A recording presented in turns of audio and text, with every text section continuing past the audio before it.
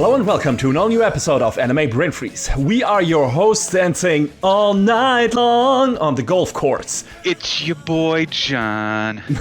And your boy CC. And when there's too much cool anime to watch, we've got you covered. Ladies and gentlemen, boys and girls, are you ready to party? I sure hope so. John seems to be. Because he today will reach back in time to pull a legendary war tactician into modern-day Tokyo to help an upcoming EDM performer kickstart her career in Ya Boy Kongming. But before that, I will load my patented sports anime bullet into my wacky anime gun and take a quick detour through the world of underground golfing with Birdie Wing. So grab your 48-inch driver, get your asses on the goddamn dance floor, and don't pause the pod. We'll be right back.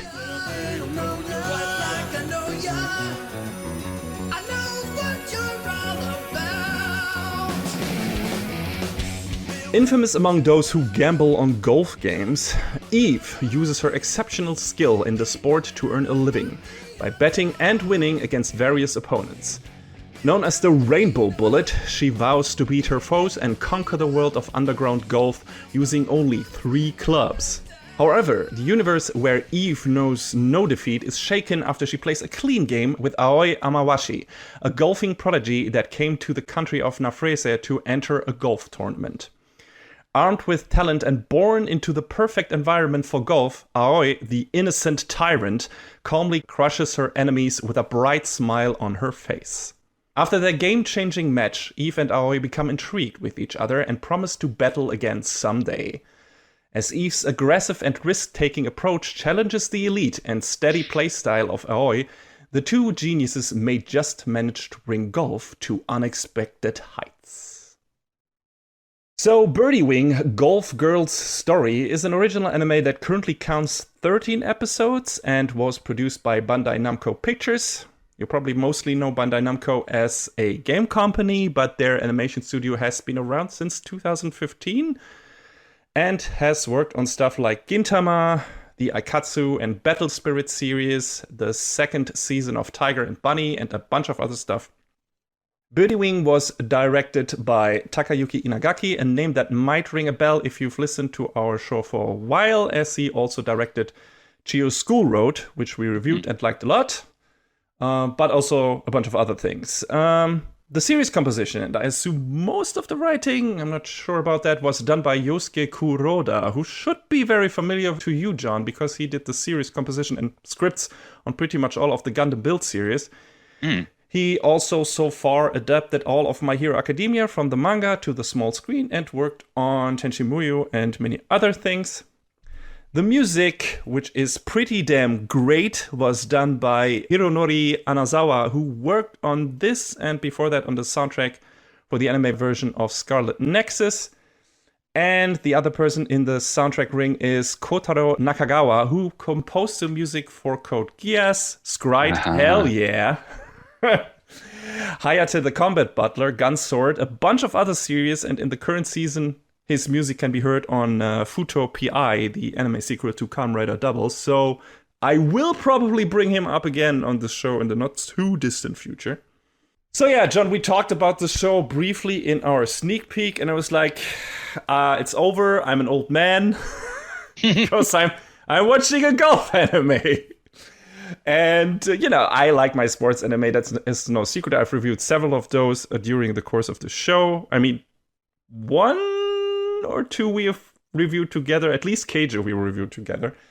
But aside from that, that's mostly more my genre than yours. So I'm not opposed to sports anime. It's just there's not much that I'm like, oh man, I gotta watch this. I think the last one I got super into, 100 years ago, was probably iShield 21. Yes, we talked about that. The other thing we also reviewed was the beach volleyball anime. Harukana Receive. Harukana Receive, right. We also like that. So, sports anime have been around on this show several times, mostly brought up by me. I'm sorry, but that's how it is. So, what I haven't tackled yet, though, in terms of actual kind of sport, is golf. Why? Because I don't give a shit about golf. I I don't care about that stuff in real life at all. It's like the most boring thing to me. It might have some great technical and strategical aspects to it and everything, but for me, it's just a very too slow, too methodical. You're taking turns. It's not a direct competition, which I prefer, like, I don't know, football or boxing or something, mano a mano stuff.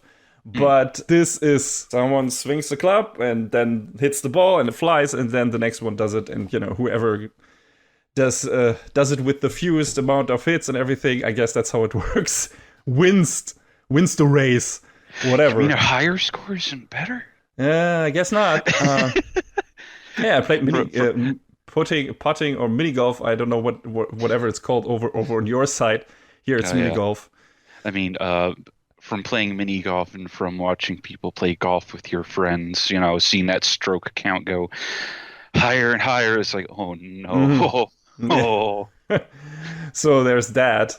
So what does this series do that got me interested in watching it? First of all, I always give anime the benefit of the doubt when it comes to adapting sports into this medium, because usually they bring a little thing of extra into it where it's like, oh, this makes it interesting, be it interesting characters or visual style. And then there are the more out there versions where we have super attacks and crazy shonen antics and all that stuff. It's basically a battle show only in the respective sport. Birdie Wing kind of does the same thing initially. Partially anyway. So the setup is Eve is our main character. She lives in this town or country. I don't know what it is. Nafrase or Nafrase. I don't even know how it's pronounced. But yeah, she lives there with her kind of adopted family. She is an orphan, apparently. She doesn't remember her past. She doesn't remember her childhood. I assume that will be brought up again later in the show. So far, it hasn't really been elaborated on. But we can make some assumptions there due to several reasons. But yeah, she was picked up as a kid after an accident by a bar owner, and her also already adopted, I don't know, daughter or something, Lily. And the bar owner's name is Klein. And they also have 3 other orphan children, refugee children that they take care of. And of course, they're there illegally, I think, at least the kids are, and they don't have a work permit or something like that. So it's hard to come by money. So what is the solution to that? Eve is the solution. She plays underground golf, and that means she is playing golf games and basically betting on herself and playing against whoever is willing to, against money. Mostly, I don't know, not necessarily gangsters, sometimes just random rich people or shit like that, who are overconfident. But it's crime adjacent, and that's how it's painted in the show. It's like always dark in a way, and it's a night, it's played at nighttime. So that's how underground. Play golf at night. Yeah, well, there are lights everywhere in the city, so it works.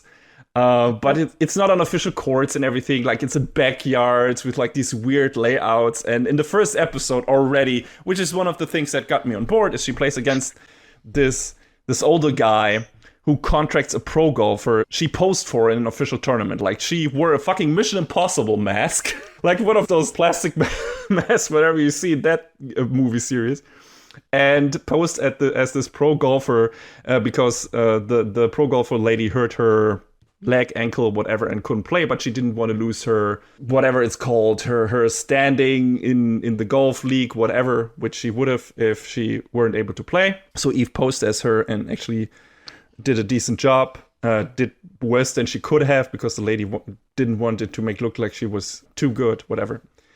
But yeah, then this rich guy hires that pro golf lady to play against Eve, and the pro golf lady agrees because she wants to test Eve's real skills and everything, and they play at night at this weird train yard thing. And Eve hits the ball through a moving train. Yes! And not a moving train that's moving forward, and she hits the ball from the top of the train to the end of the train, or from the first car to the last car. No, right, like through like the through middle one of the train cars as it's moving laterally. Yeah, there's a gap in between two train cars, and she just hits the ball through there. Of course. Shut up! That's even more ridiculous. Yeah, indeed. And John, that's not the end. With that ball, she hits a rake that lies on the ground. And that's how the ball actually gets into the fucking hole. So it's just this ridiculous trick shot, and I'm already on board. Not to mention that she says some crazy shit like straight attack or straight drive, blue bullet before she hits the ball, the golf ball. So, yeah, she's like, straight attack, blue bullet, because she's like, my gun has several bullets, and every bullet is a different kind of golf stroke, I guess. One is more direct, one is more upwards, which is a red bullet, one is curved, which is a purple bullet later on, and everything. So that's her thing, right? Oh my god. All just general golf moves. Just normal things. With her, they're like special attacks. It Just golf things. Yeah, just golf things. And they're, super strong and everything. And that's her thing. And she's like super direct. She isn't very tactical. She isn't dumb, but she's very straightforward. Bit of a shonen vibe to her in that regard.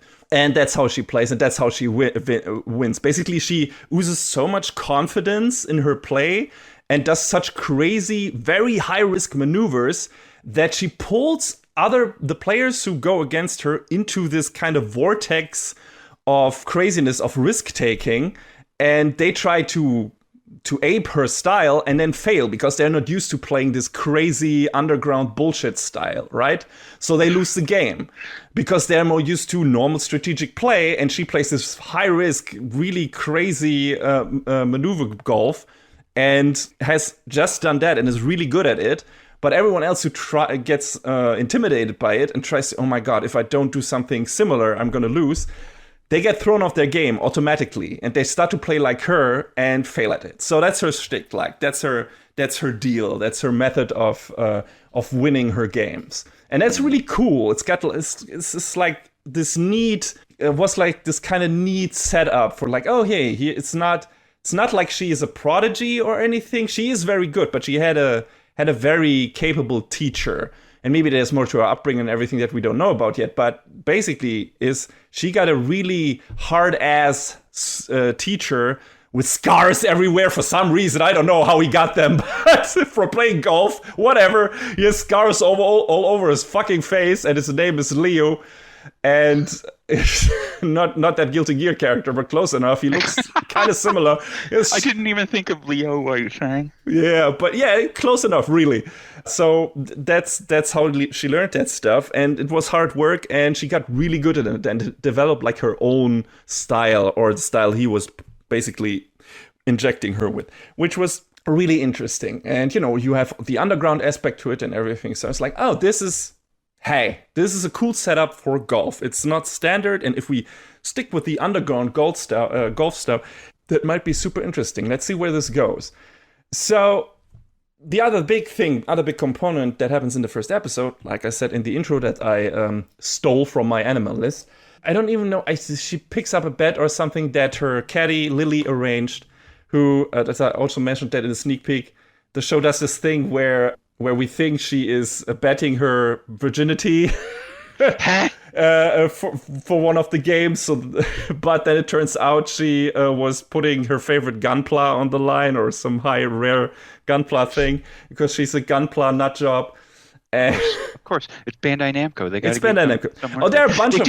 They did it with Love Live as well, so, That's not the only Bandai Namco reference in here. There's a barrage of Bamco product placement. Please tell me Klonoa is somewhere in there. My boy gets some representation. I haven't spotted Klonoa, but Aoi, the Eve's fated rival, which we'll talk about momentarily, uses golf balls that have Pac-Man on them, and there you go. And every time she places them down, she says like, "We will do this, Pak-kun," and I'm like, "All right, all right, Bamco, you having fun there?" So there's some other stuff that kind of confused me, and I think that's also related to product placement that we'll get to later. But yeah. Eve, due to one reason or another, ends up on a normal golf course during a tournament in the first episode and stumbles over Aoi, or Aoi stumbles over her, more or less. She sees Eve make a play, hit a ball, and is fascinated by her super powerful stroke. And yeah, so she gets intrigued and they play a short match against each other, and they become infatuated with each other. There's like Eve is very intrigued by Aoi's cool and calm demeanor, but her super skillful play. And Eve is this kind of character. It's like she doesn't really like golf. She herself says, "I just hit a ball and make money with it. I don't play golf." It's just like, hey, there you go. It's just honest. A way. Yeah, it's just a way to make money for me, and I don't really have any feelings about it. And the only thing that makes me even want to do it is when I'm tested, when I get excited, when I have a good challenge and stuff like that. And Aoi gives her that. And added to that is Eve's usual thing where, her risk vortex, if you want to call it that, doesn't really work on Aoi because, like also stated in the intro, Aoi is called the innocent tyrant by her peers because she plays with a smile and this very sunny attitude all the time. Like nothing seems to faze her. Not even Eve's standoffish attitude. It's like she says, "Hey, you did great. Oh, you were so close." Like, you know these people, these really irritating people who seem like they are in a good mood all the fucking time. That's Aoi. But I used to work with someone like that. It was very disarming, to say the least. Yeah, but she's not faking it. Like, she's really that person. She has a very, gung-ho positive attitude. And she is very sympathetic. She becomes endearing very quickly. And she's like this prodigy. Her dad was like a super golfer, everyone called the monster. Her mom was a super successful pro golfer. So these are her two gifts, at least that's what her mom calls it. She's like, my daughter has two gifts. First is my blood, the other one is her father's blood. Which is a bit condescending in my opinion. But, Aoi's caddy says no, she also has a third gift, and that is being able to enjoy golf to its fullest and killing her opponents with a joyful smile, right? So that's her thing. That's the thing she did. That's not what she got from her father or from her mother. She developed that on her own. That's her attitude. And that also very much contributes to her being so successful at golf. So yeah, so these two very different characters with very different backgrounds clash and like each other and are very hung up on each other. And then, they have to end that game, but they promise like, hey, one day we will battle each other. Due to an underground match that she has to do, though, Eve misses their last play before Aoi has to leave for Japan again. And then they have kind of like this super sad breakup scene where Aoi's already in the plane and taking off, and she's like, "You liar!" And Eve like hits the ball aside of the plane that is flying off into the distance. It's this kind of show, John. So you keep hitting me with all these things, and I'm like, I feel like we both watch a lot of anime. Yeah, this is new. Absolutely. Like this, which is cool, but yeah. This is out there. Yes, this is absolutely out there. Like the first, and I haven't talked even about the half of it, John. So this is like the first introduction to the show, and I'm like, okay, I'm super on board with this. Like, if this was just normal golf, might have some trouble getting into this, even if it was a sports anime. But I got super moves, I got the weird underground component to it, I got two characters that are very opposing, but both sympathetic, right? And then cool side characters, like Lily is neat, hers and Eve's dynamic is very cool, very friendly. Like, we're in the first episode, we have like, we are hit with this neat insert song, and see like a montage of Eve and Lily hanging out, just chilling the day away, and also, playing with the kids from the tavern and shit like that. And super cool and neat and endearing. And you're like, oh, wow, okay, great. Right. I'm in a good mood watching this show. So yeah, I haven't talked about the animation yet. The show doesn't have super high production values, I would say. It looks kind of, I wouldn't call it generic, but standard affair. There are no big Sakuga moments or anything, but it's very solid. Like, characters seem on models mostly, and there are not any weird, super stiff movements or stuff like that. There's a lot of creative framing, especially when it comes to the underground matches. There's some crazy shit happening, like JoJo says hello, and it's good stuff. I would even say it's on that kind of quality level, like maybe JoJo's Bizarre Adventure, which, you know, sometimes has some really cool stuff going for it, sometimes it's a bit more stiff, but this is more on a very good baseline level. So nothing eye-cancer inducing, nothing that was putting me off. I was like, oh, yeah, this looks really good. The character designs are cool, really neat and creative. So yeah, it's good stuff. It's still kind of, for the most part, 2 exceptions from the rule, it's very grounded in reality still, you know, when it comes to clothing and design of the characters. But it's diverse enough so that doesn't look boring. But yeah, like I said, in the first 1 or 2 episodes, it seems like the show will be mostly about Eve and Aoi. We don't really know in what way yet, because, you know, then Aoi leaves for Japan, and like, okay, where is this going? Will Eve follow her? Will Aoi return to Nefresa? What's going to happen? And, you know, you don't get the feeling that Aoi is like afraid to challenge Eve again or anything. You know, she's more than willing to take up any challenge Eve dishes out, because she's just as competitive as Eve is in her own way, which is effectively depicted in the OP Venus line, which is also really nice. She has like this running contest in there with her caddy and manager Amane, who I think didn't really mean it to be a contest, but you have like this nice moment where Aoi is jogging and then Amane catches up to her and Aoi looks over to her and then starts a dash. It's like, no, I'm gonna win this. And Amane is like, wait, this wasn't a competition. What are you doing? So you need to know, yeah, she's driven. Just as much as Eve, probably. So if they played together, maybe as a team, well, some shit could go down, right? They could upturn the world of professional golf. We'll see. What I also want to mention, I might be going on a limb here, but still, like, the framing of the scene in the first episode where Aoi says she will play with her gigantic 48-inch driver is downright sexual. Like, taking that into consideration. To say that sounds very purposefully worded.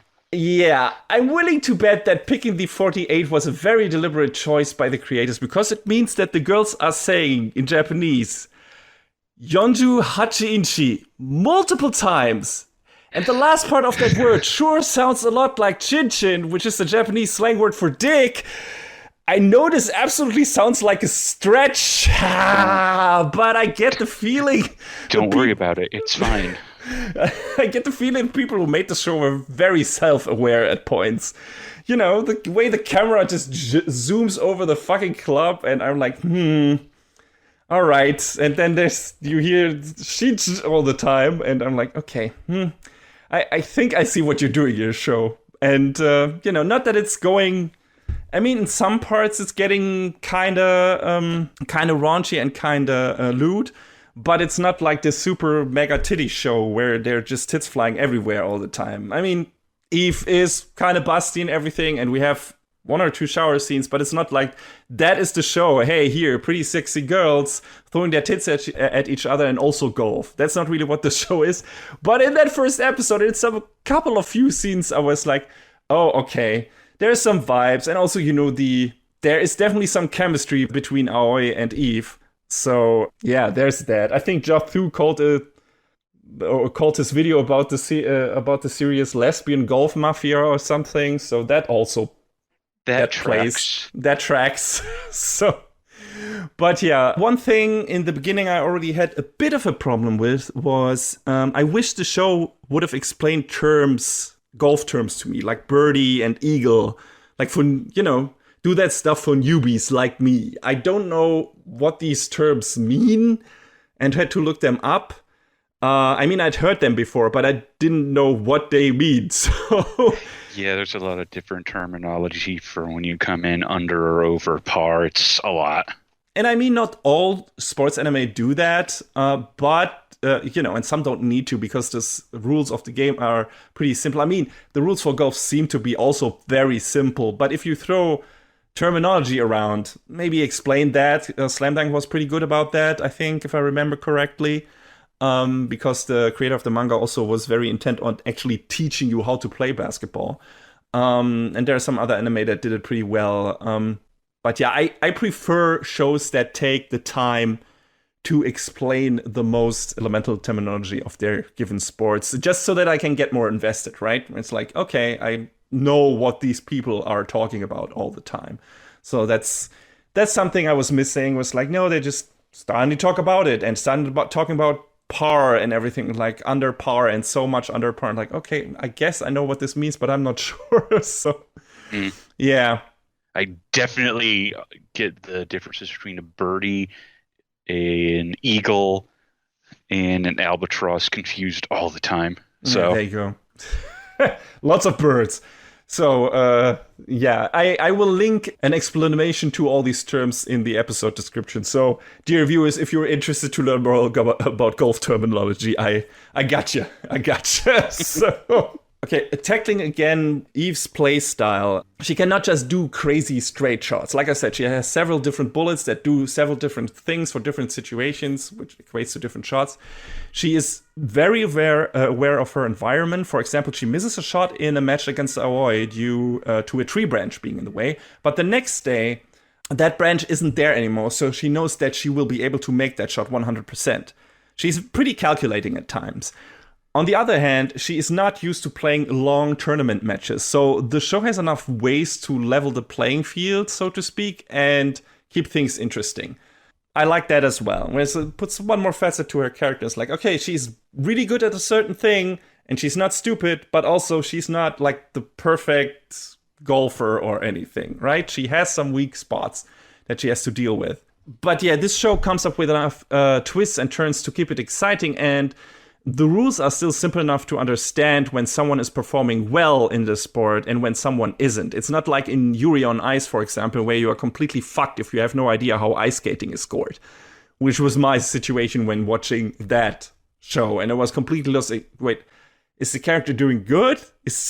Are they doing bad? What's going on? I don't understand this. So that doesn't happen to me in this show. It's like you always know, okay, they're doing good, but sometimes you're not sure how good they're doing. Are they doing much better than the other character? Is it close? Are they doing much worse? So that was a bit of a problem. But aside from that, mostly it's a very simple sport, and it's framed very simply in this show. It's like, no, you know when a character is doing good stuff and when a character is doing bad stuff. So, but that's kind of the thing for the actual golf part or the normal golf part. Of course, the real highlight of the show are the underground golf matches. You got everything in there.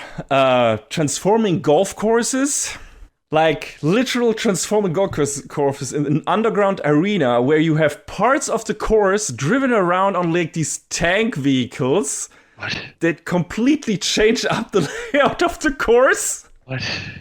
It looks ridiculous, like super science fiction. You have literal mafia wars being decided by golf duels. That's no weirder than children's card games, I guess. It's good that you bring that up, John, because that was one of the things I was thinking about when the show went into that. There was a Yu-Gi-Oh thing going here, in my opinion. At least in the beginning, that's what it felt like. That's what the show was leading up to. The more I watched of this and the more I got into the show, it felt like, okay, this is going to be a weird, I don't know, Kaiji or Yu-Gi-Oh thing where they have like these underground battles like against gangsters and they play for their lives. And if you die in the golf game, you die for real, whatever. But, then you have some JoJo's posing in there and everything, and it's like, holy shit, okay, this is going to be a lot of fun.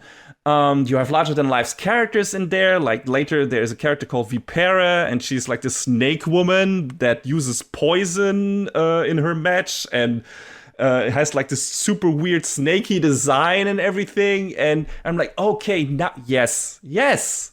All right. This is where I wanted this show to go. I didn't know I wanted it to go there, but this is exactly what I wanted. With the 5th episode, the show introduces VR golf. What? And I thought, okay. This is definitely going into Yu-Gi-Oh! Territory. This is where we're going. They have like, and that's the other thing what I was mentioning was like, is this product placement? Because it's like, it kind of comes out of nowhere. Like Eve tries to find a way to connect with Aoi, even though she's in Japan and everything, and they by accident meet up in this VR golf game. Like Eve goes into V Arcade and then plays there, and then they meet up in the VR golf game, and Aoi teaches her some things. That's how Eve gets her curve shot, basically, her slice, her purple bullet. And I'm like, okay, so we're gonna go here, right? It's gonna be eventually, this is gonna turn like into Yu-Gi-Oh! VR golf madness where they summon some weird monster shit, right?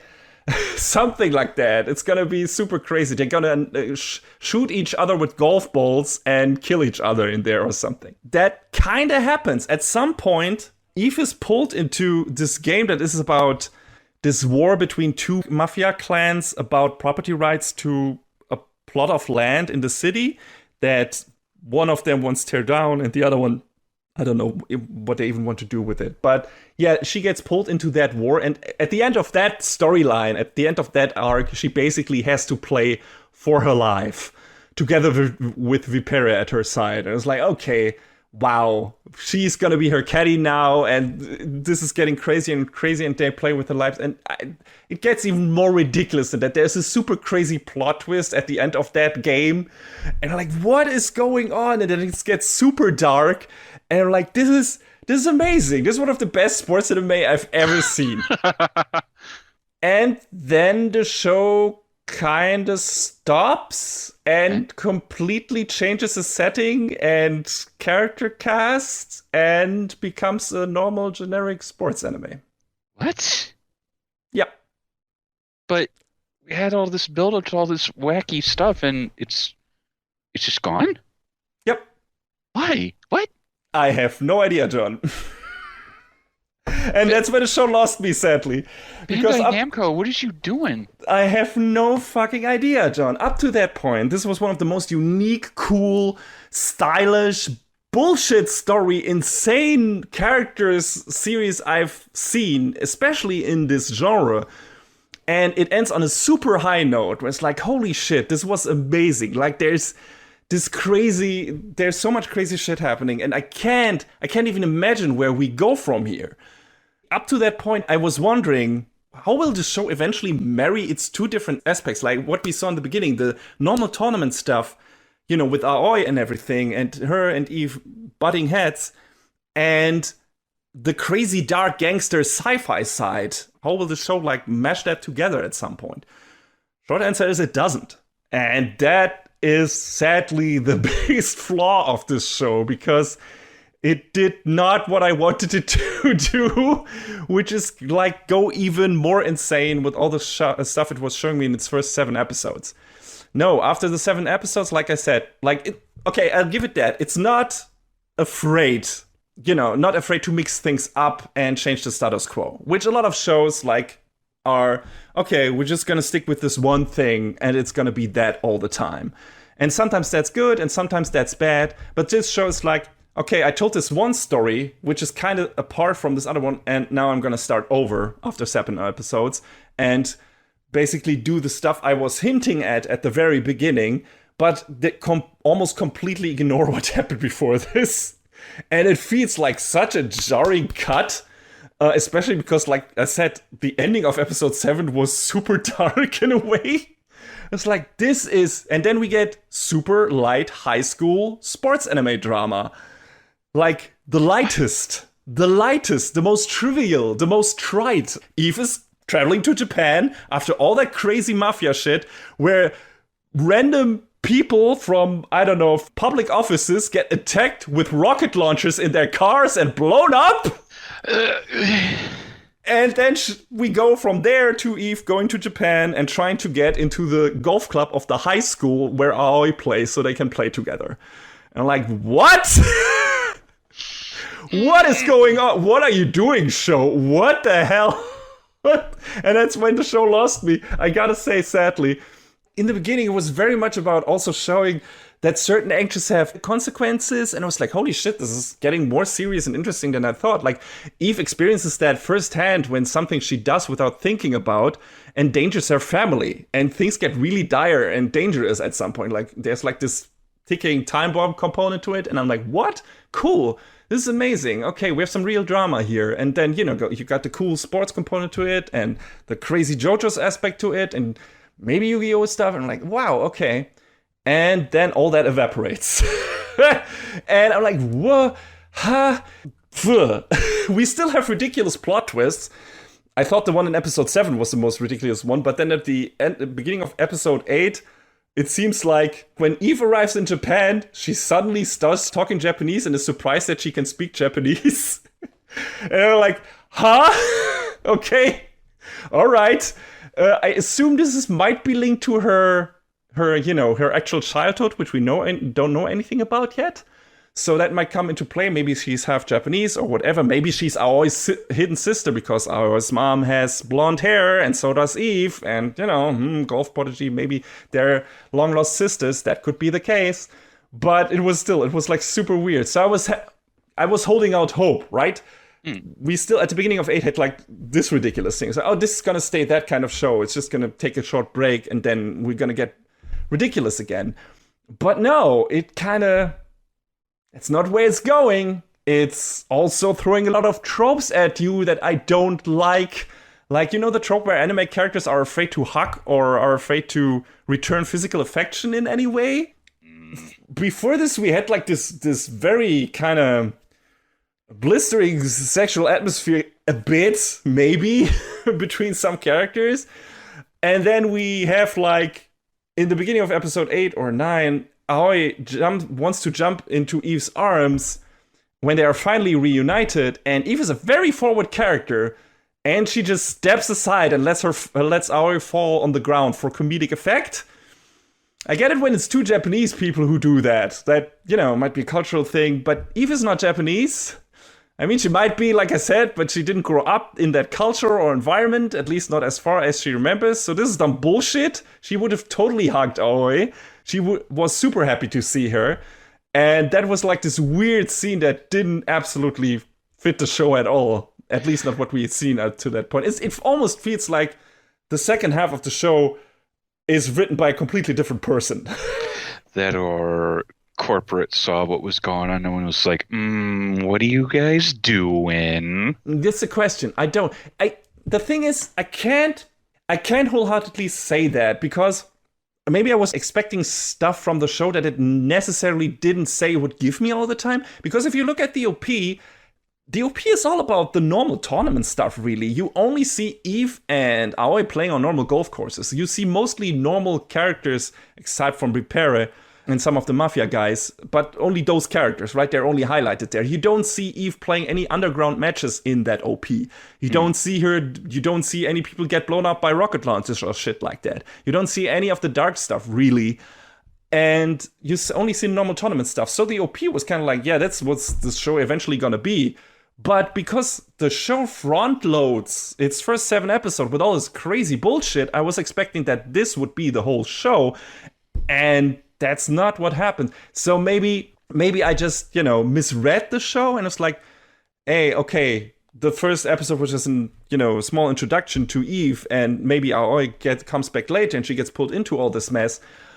But no, it was the other way around. And that was surprising to me and disappointing, I gotta say, because I was hoping for something else. But I don't know if I can actually blame the show for doing it because it kind of told me in its OP that this is what it's eventually would become.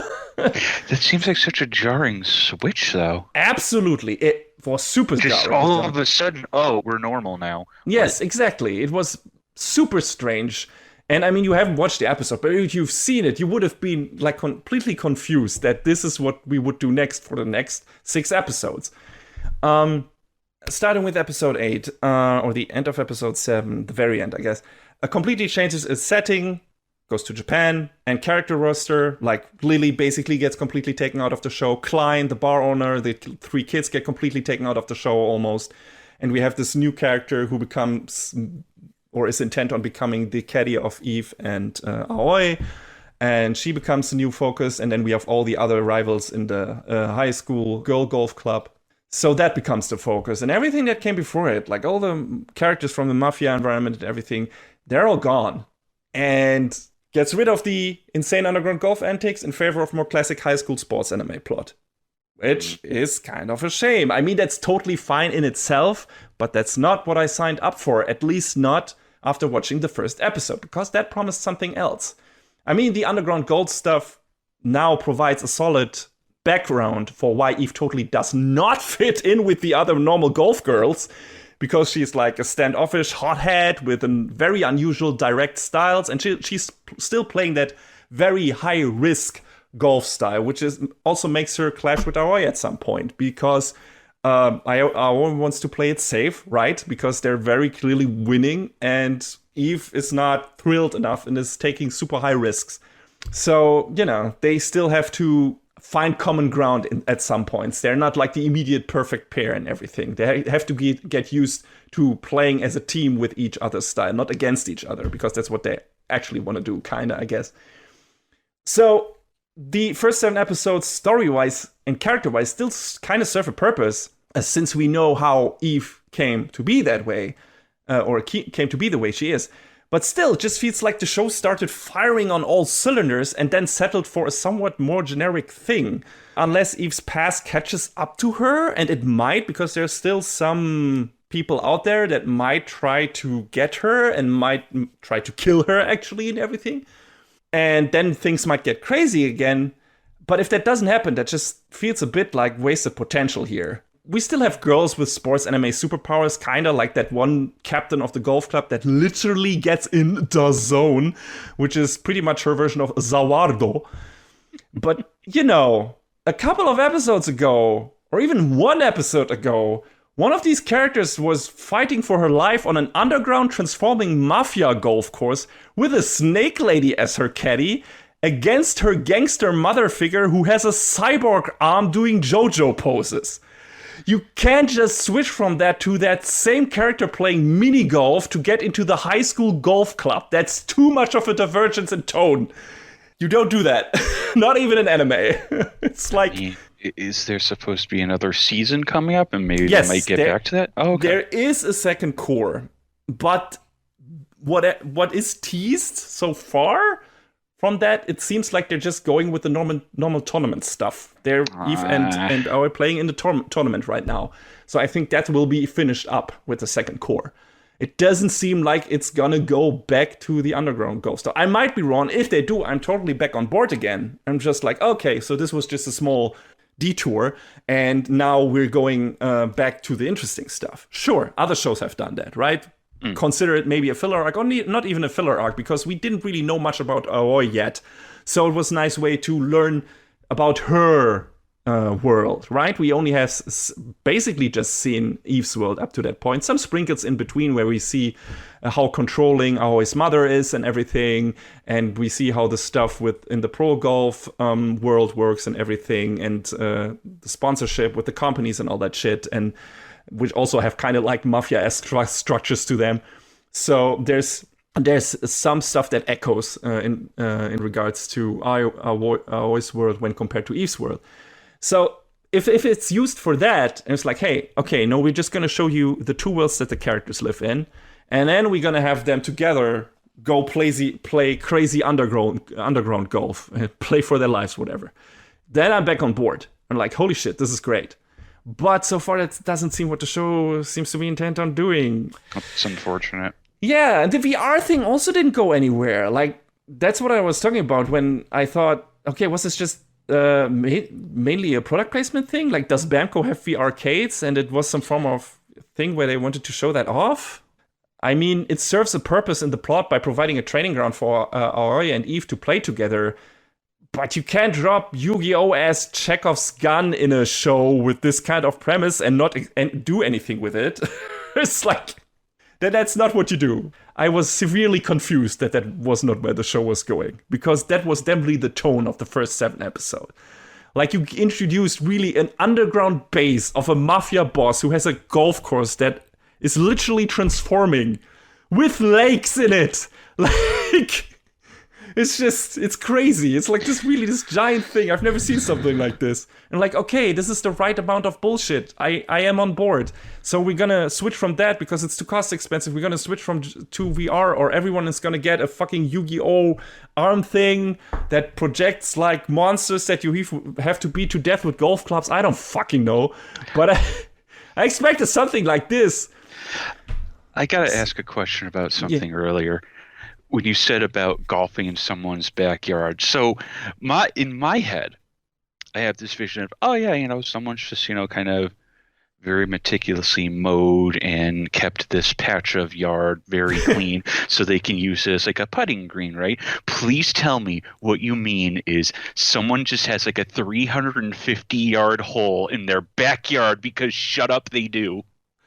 I don't know if it was specifically someone's backyard, but it was like this weird, made up, mostly dirt-based golf course in the back of a train yard. Okay. So it was like someone had to put it there. Okay, all right.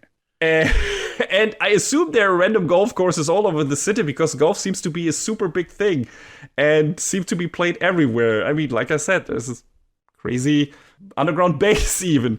So they didn't show all of that, but I wouldn't be surprised if someone did. Like the rich guy from the very first episode probably has that thing, but they weren't playing at his house. So I don't think anyway. Maybe in a later episode that I missed, but yeah. So okay. I just wanted to be like, oh yes, I've got a hole in my backyard. Oh yeah, you want to go putting? No, I mean like a golf hole, like part of a 1/18th of a course in my backyard. Yeah, could have been the case. Sure.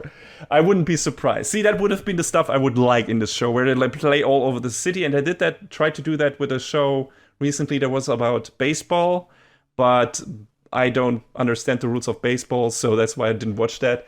But that seemed to be going more into the crazy side and playing all over the city. So I wanted that from this. I wanted that from this show, and I expected to get this from this show, or a different version of crazy.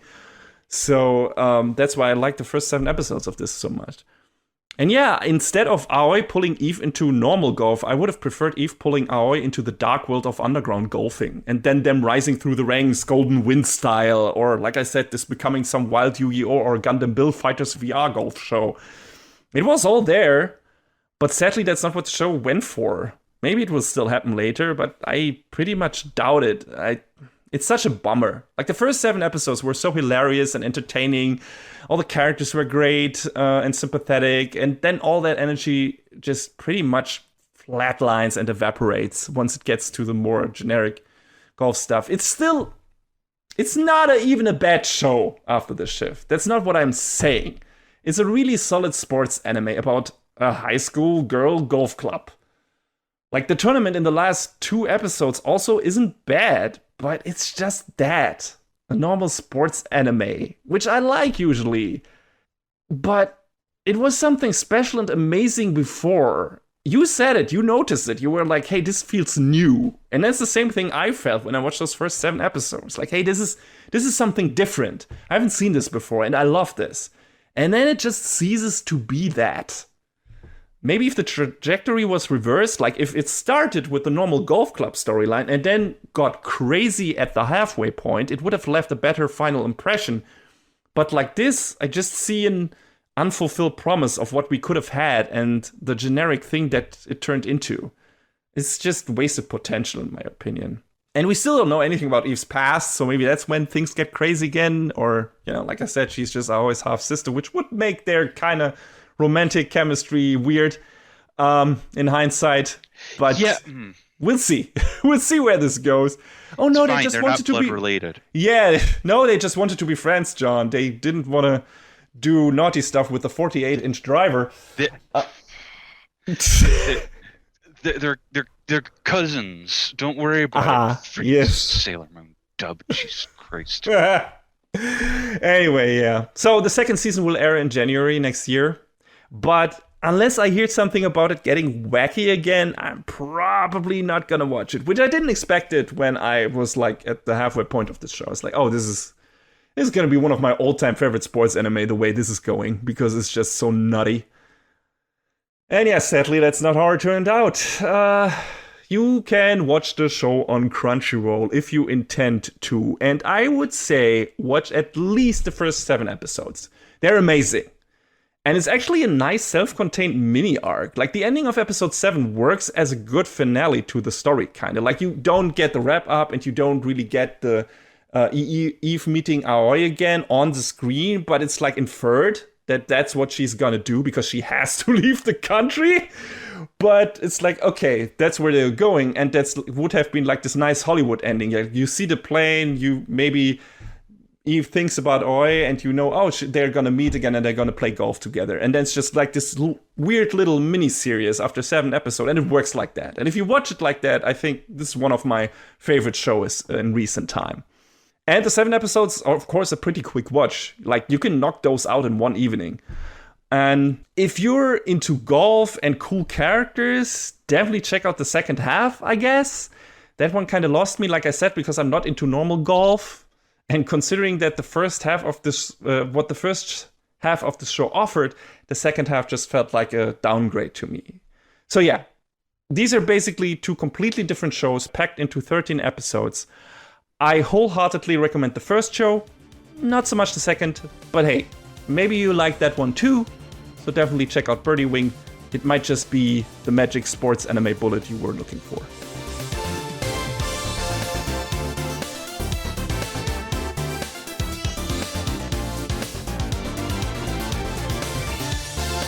So, stepping from the golf course onto the dance floor, kind of, because it's time for Birdie Kongming or Ya Boy Kongming. Is there a direct translation for the Japanese title?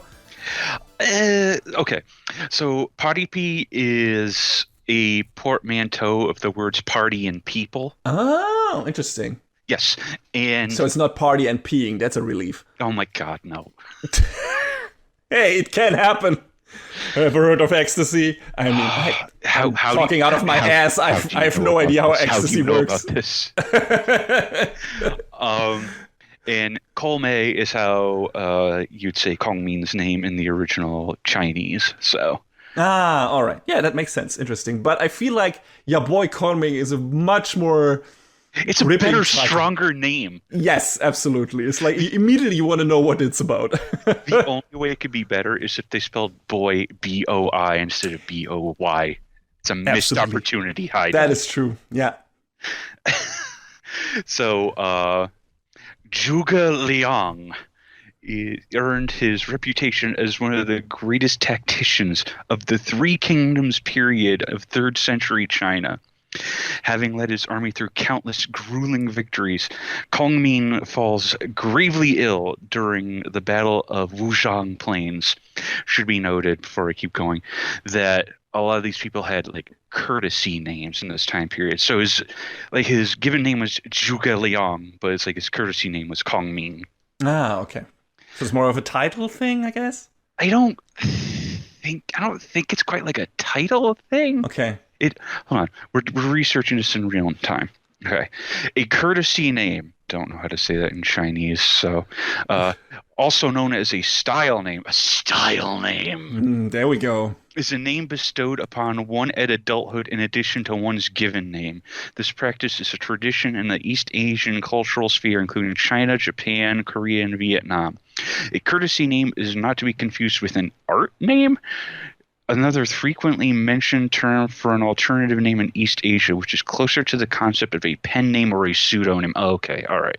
Mm-hmm. So there you go. You would call Zhuge Liang Kongming if you were more familiar with him, I believe is what they're driving at. Interesting. So the weariness and regret stemming from the seemingly never-ending war catch up with him. And as he draws his final breath, Kongming wishes that if he were to reincarnate, he would be reborn in a more peaceful era.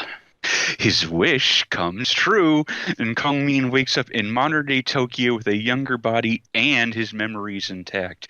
Thrust into an unfamiliar world, he finds his way into a nightclub and meets Eiko Tsukumi, an aspiring singer whose performance immediately captivates him. Pitying his confusion, Eiko takes Kongmin under his wing and teaches him about the current world, which leads to Kongmin's interest in contemporary music. Seeing Eiko's immense musical potential, Kongmin vows to make the musical world recognize her and soon takes on the role of her manager. Unsurprisingly, the music industry is unforgiving to those who make even the slightest mistakes. Still, Kongmin is determined to accomplish his goals, even if he must utilize the war stratagems he famously used in his previous life. Thank you, my anime list, for that summary. Yeah. Sometimes we write the intros to the shows ourselves, I guess, but mostly we steal them from Wikipedia, Anime News Network, or my anime list. Just full disclosure. Yeah. Just so that people don't think like we made that up ourselves, those summaries.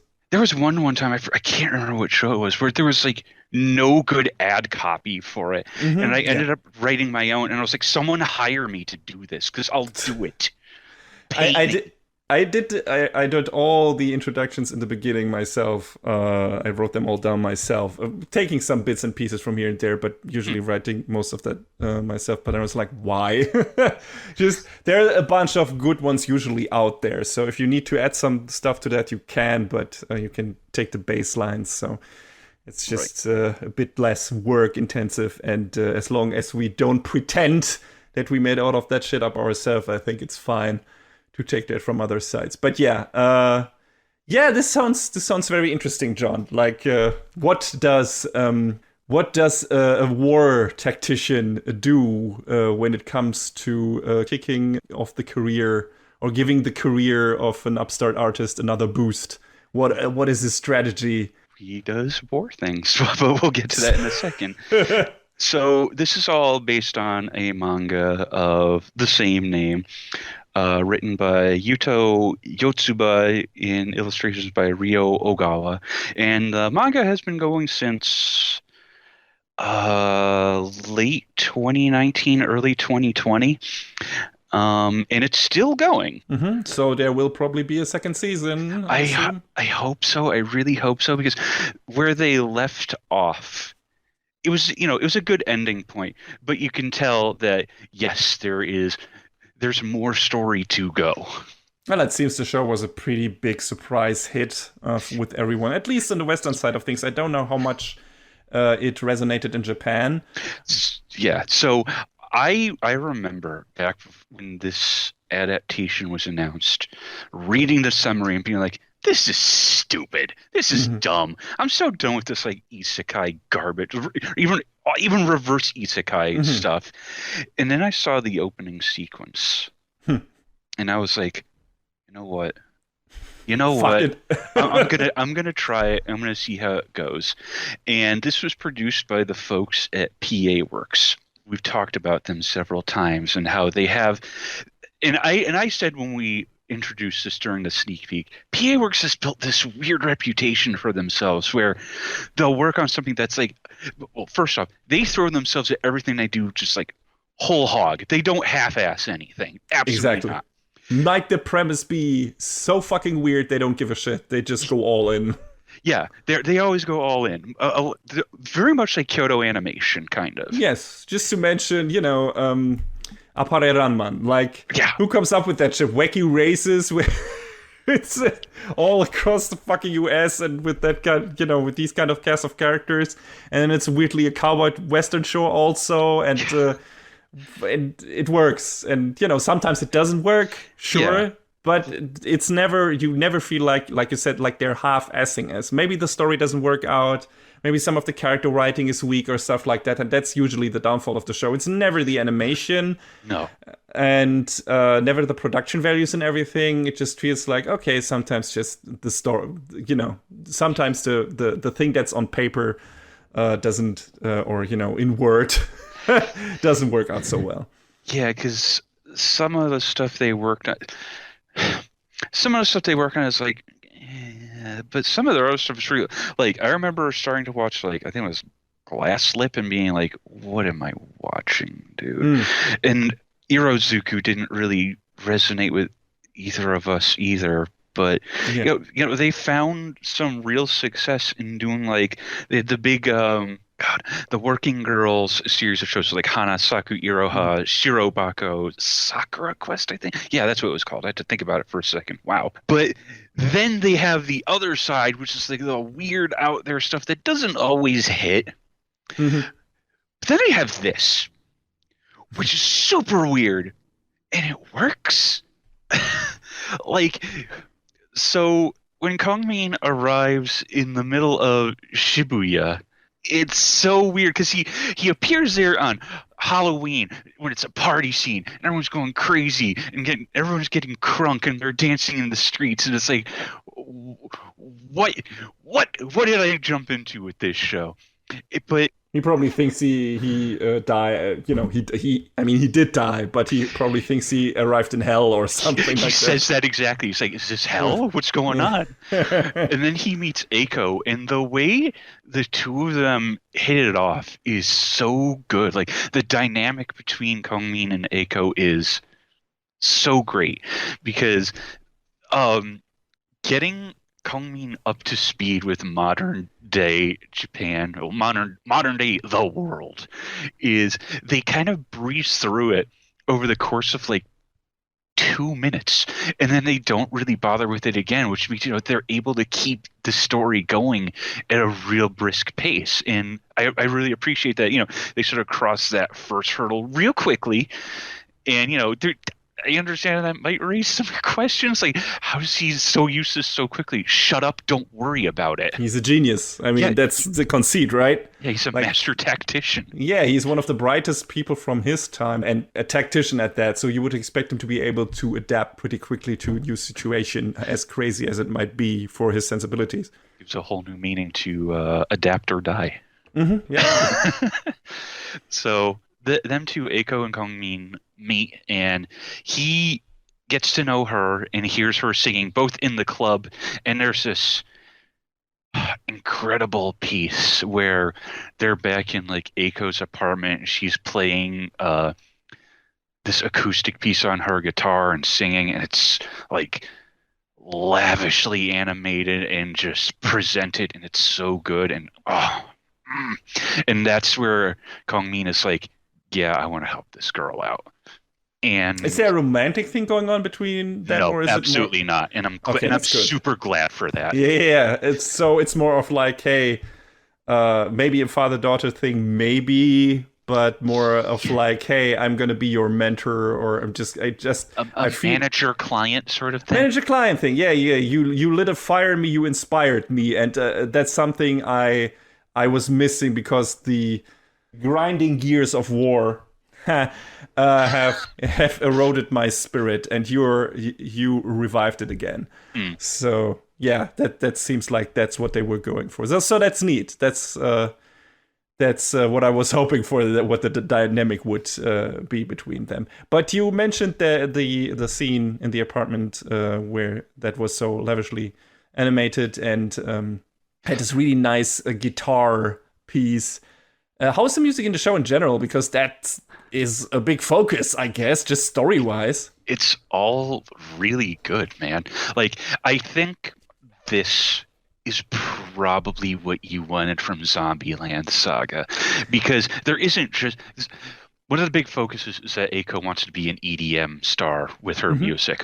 But I like EDM. They explore other genres too. Like they have her playing that acoustic piece. There's some like rap and hip hop. There's other things in there as well. So there's a pretty good variation of things going on all throughout the series. And it's considering it's PA works, there's probably no CG shenanigans when it comes to the performances. I think there might have been like little bits, but nothing that was like that I felt like would take you out of it.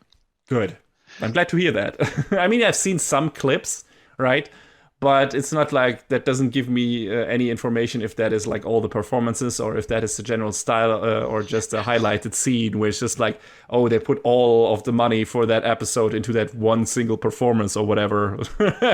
There's a group of girls later on that they use a little bit of CG for, but not a whole ton. You manage to avoid the computer generated imagery demons. Yeah, that brings, I mean, that also kind of encompasses what would have been my next question. I assume the animation in general is good for the entire show's runtime.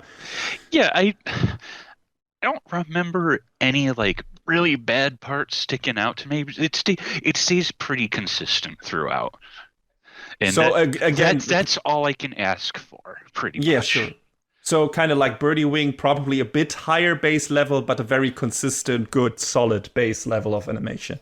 Yes. With some highlights in there, maybe like the one performance in her apartment or everything, or some concert performance. Eiko has some pretty fun reaction faces too. Maybe not to the level of some of the other shows you talked about, but they're pretty funny. Yeah, speaking of reaction faces, I mean, this, judging from your earlier comments and what you said about the show and what you said about the show in the sneak peek, this seems to be a very comedy-heavy show. So how is the comedy? Like, is it going for situational comedy mostly? Is there some slapstick in there? What is it pun humor? Like, what is this doing? There's a little bit of comedy in there because the show starts off that nobody actually believes that this is actually Zhuge Liang. I mean, why would they? Shut up! There's no way you're that. Yeah. But Kobayashi, who is the owner of the club that Eiko works at, he's a big Three Kingdoms nerd. Mm-hmm. Yeah, you mentioned it before, right? So when he meets Zhuge Liang, he's like, no way, is this the real deal? And at first he's sort of questioning it. But as the series goes on, you sort of see him start to realize, yeah, this is the real guy. Because they talk about strategy and they talk about things that Kongming would probably only know.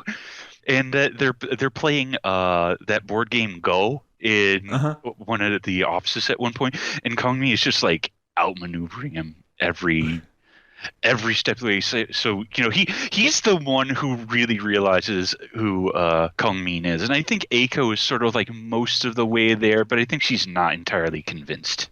Okay, so does that strategy talk and everything, that basically Three Kingdoms nerd talk, does that overstay its welcome? Where it's like, if you're not into that or if you're not familiar with that, you maybe get a bit lost? Or is it like going too deep into the minutia of it all? Or is it entertaining mostly?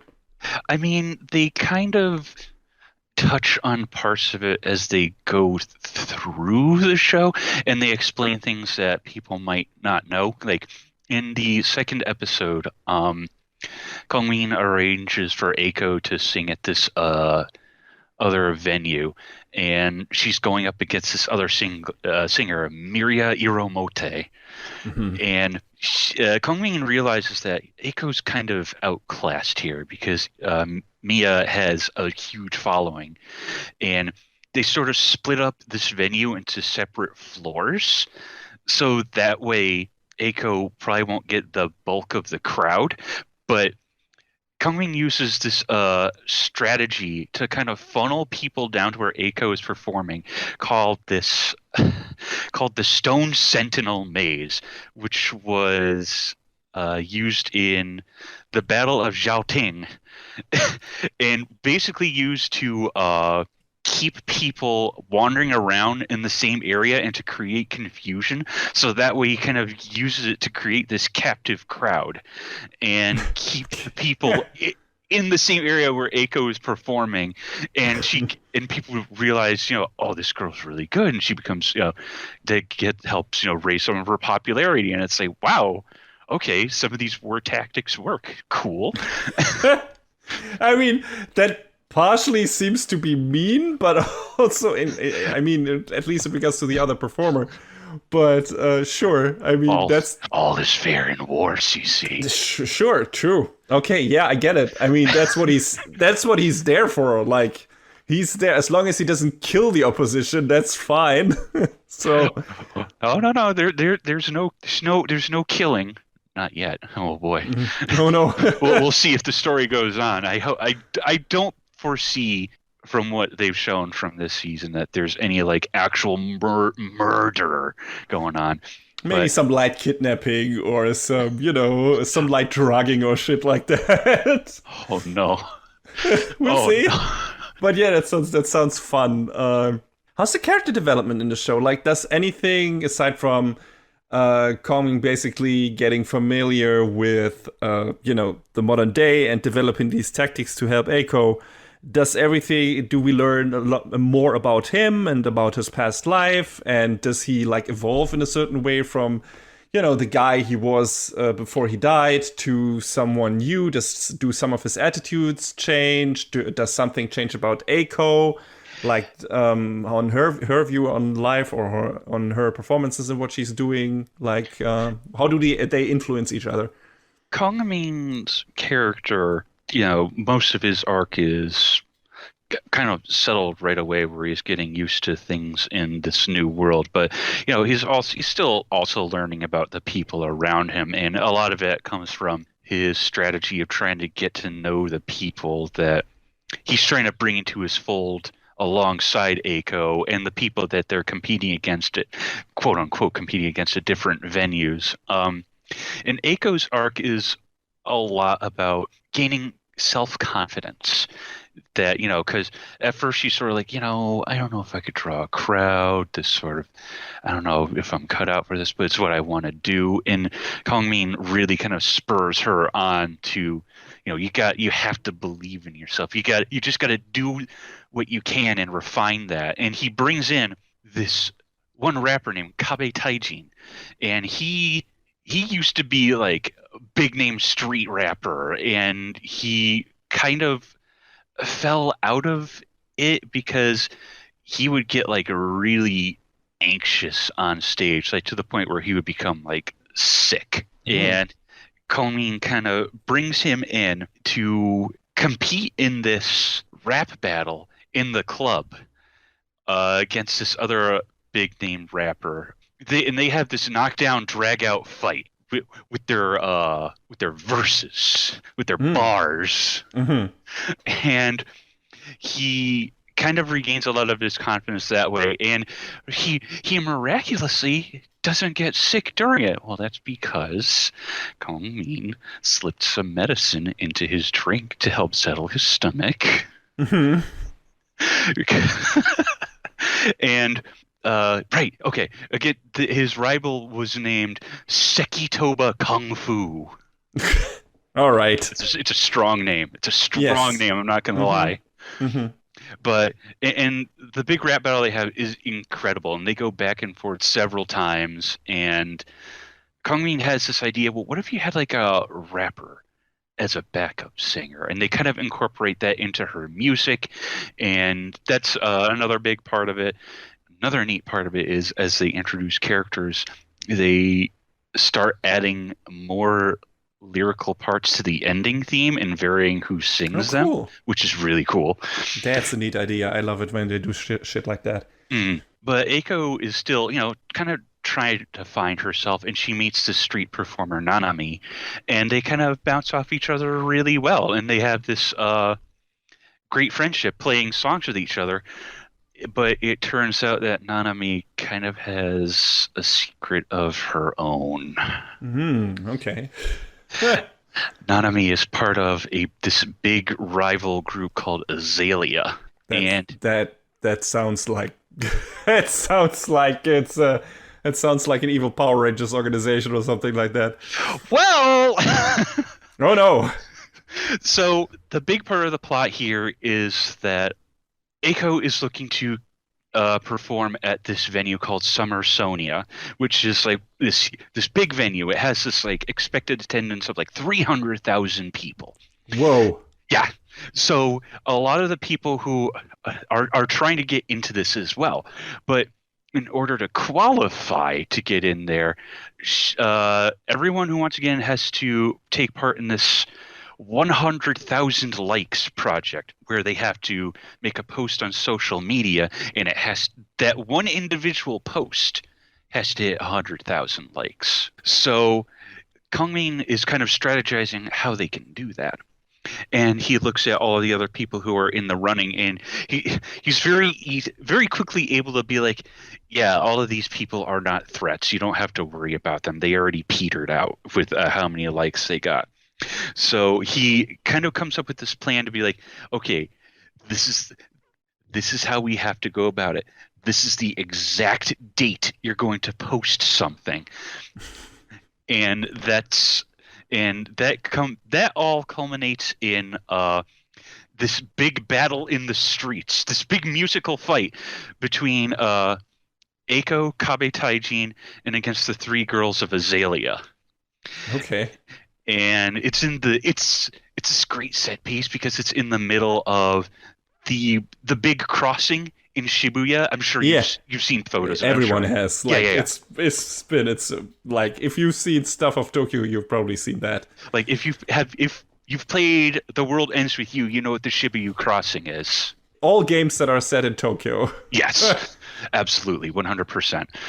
And all anime that are set in Tokyo, like, you at some point have seen this, like a top-down view where you see all the people crossing. I think in one of the shows that I reviewed in the past years, it was like this ugly CG crowd where two of the CG people, the algorithm was wrong and they were running into each other. Oh no! What was that? Ah, shit! Well, I remember that. That was also the Shibuya crossing. It's like one of the of two of the animation routines on two of the characters didn't work out, and they were just clashing against each other and bouncing off each other, like, for the entire scene. And someone didn't pay attention to that. It was amazing. And I forgot which show it was. But yeah, sorry, continue. Oh man, oh no. But yeah, let's step back a little bit, because Azalea's manager is this guy, Toshihiko Karasawa. Karasawa is a man with a method. I mean, so is Kongming, I guess. Yes, but Kongming is not out to, like, destroy people's lives the way Karasawa is. Oh, okay. The three girls of Azalea, they just wanted to... When they all started out, their backstory was they just wanted to play music. That's all. And they had their own band, the three of them, where they played, guitar, drums, and did some singing. And it was, it was what it was. And then they just wanted to do their own thing. And then Karasawa comes along and says, hey, I can make a name for you, but you have to do things my way. You have to sing. You have to sing the songs I want you to. You have to dress the way I want you to. And they sort of initially push back on that. But, you want to get famous, don't you? You want to make a name for yourself, don't you?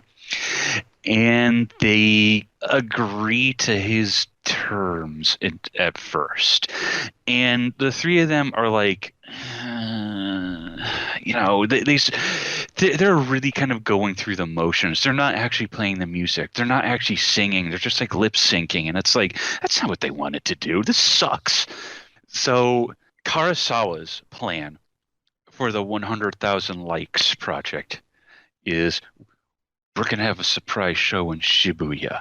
If we reach 100,000 likes, we're going to give away 1,000,000 yen. Well, if he can afford it. And Nanami is like, I don't like the idea of buying our way to a win. But she can't, she doesn't vocalize that. She's like, all right, fine, we'll do it. Mm-hmm. But so the stage is set for this big showdown.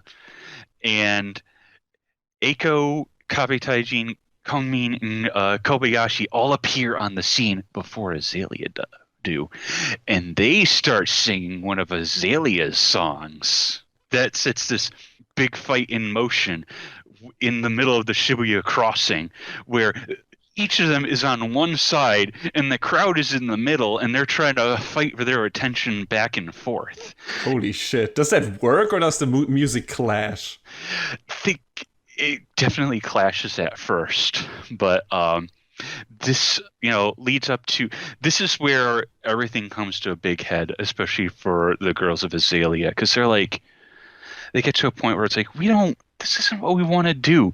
And they say, screw it. And they start playing their own music. And Kurosawa is like, what are you actually doing? And it turns out, Kurosawa up to this point has been kind of played as kind of a jerk. But if we find out that, hey, he couldn't make it with his own music. So he kind of wants to help. So in his weird roundabout way, he kind of wants to help, others get there where he couldn't. But he's not going about it in the right way. Yeah, it's a projection thing. Also, like living his life through other people, kind of. Yeah, so it's not necessarily living vicariously. Yeah, exactly. It's not purely positive, but it's also not purely negative. So it's nice that they give the villains, quote unquote, a bit of death in this show. That's surprising. So I wasn't even aware there would be villains. So that's neat. like Kurosawa is the big bad, quote unquote, they introduce in the second half of the show. So that's the finale of this season, what you just described, I assume. Yeah, they have this other rivalry with this other group called Jet Jacket at a smaller venue. Ooh, that's also a cool name. It is, yes. There's this kind of training arc with this DJ named Steve Kid Keto. It's totally not a reference to, what's his name? Steve Aoki? Yeah, it's definitely not a reference to him. Don't worry about it. Mm-hmm.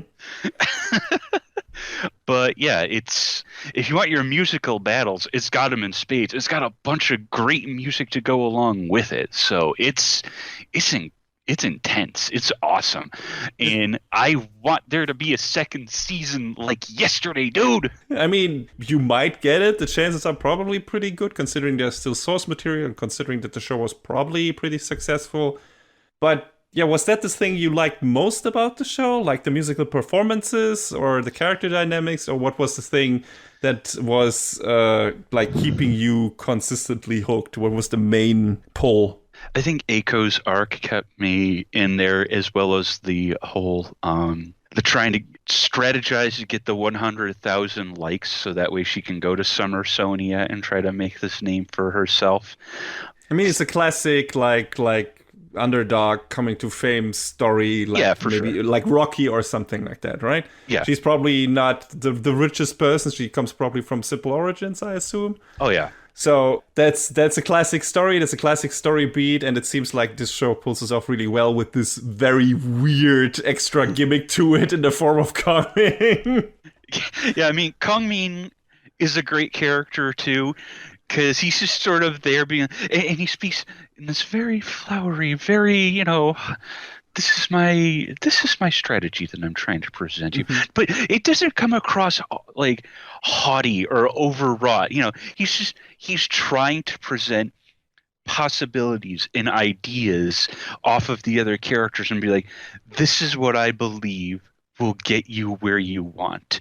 But it's not like he's not open to suggestions and modifications of his strategies as well. So he's not my way or the highway. He's like, hey, right. I think this will work for you. I have some experience with this, but I'm not above, taking your feelings or whatever into consideration, which seems like the opposite to what the villain's approach is that you mentioned earlier, who was like, we're doing this the way I see it to be the best way. Mm.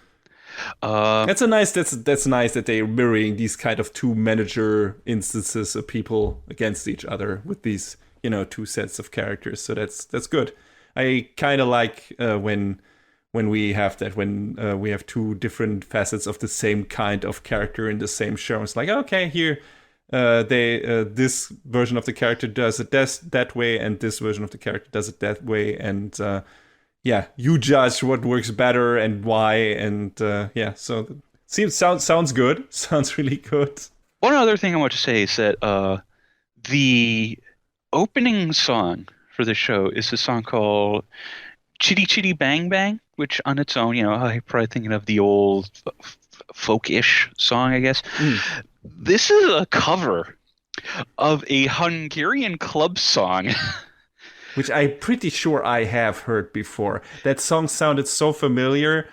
it was probably played in the hit lists over here in Europe. So It's this dude, Jolie, I don't know. The song is called, I hope I don't butcher this too hard, Bulikirali, which translates to Party King. Yeah, Perfect. Well, that makes sense. Yes. Which, it's great. Like, the first time I heard the song, I was like, dude, this is a jam. And then I read that, this is a cover of another song. And I was like, okay, so the original was a jam too. Sick. Awesome. It's also fun because the ending theme is also a cover of another club song. This Japanese club song called Kibun Jojo by this group Mihimaru GT. And this is the song where the first few episodes it's being sung just by Eiko. Then when Kabe Taijin comes in, he starts picking up some of it. Then when we meet Nanami, she starts picking up part of it. And it's so cool. It's really neat. You mentioned that before, and I thought, that's a cool idea. That's especially when it comes to that one of the themes of the show being music, then that totally fits with the show. And in general, I mean, we both like it when they do quirky, fun stuff with the OP, being it, or the ED in this case, like changing things up or tying it into the weird story, or tying it into the story like they did in Beastars, for example.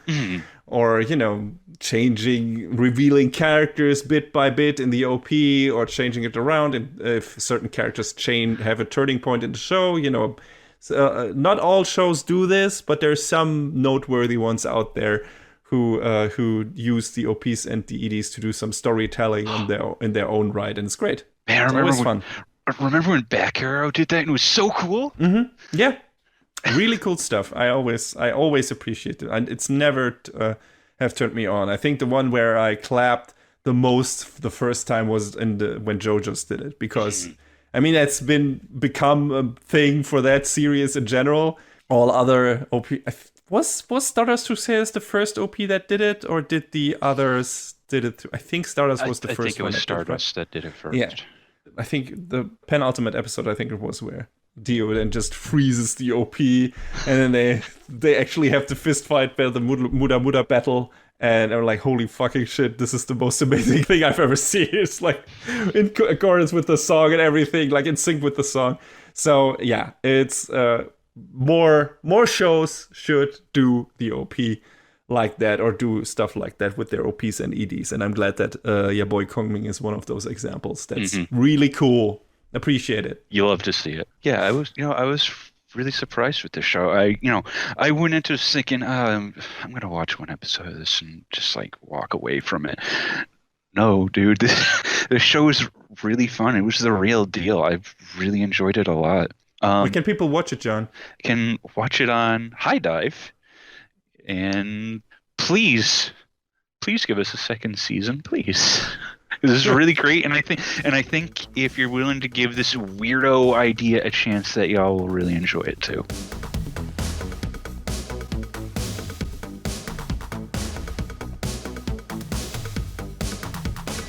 And that is a wrap on the 132nd episode of Anime Brain Freeze. All the music in our show is from the Double Dragon Neon soundtrack by the amazing Jake Kaufman. Please go to virt.bandcamp.com and check out his awesome work. Our show is available on most of the popular podcast services, but it's always worth visiting animebrainfreeze.com for our review index and more. Leave us comments and questions on YouTube, follow us on Twitter at AnyBrainFreeze, or send an email to animebrainfreeze@gmail.com. We would love to read your feedback. Thanks for tuning in, we hope you had a good time, and please join us again on our next episode. Macht's gut! So long, everybody.